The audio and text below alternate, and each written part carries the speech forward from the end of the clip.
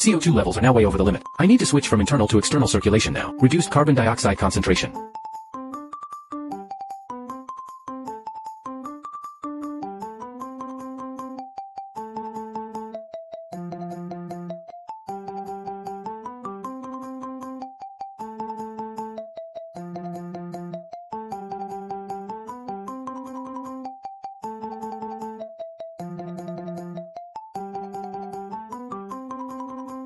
At this point, the CO2 levels have come down. I turned it back on to internal circulation to save gas.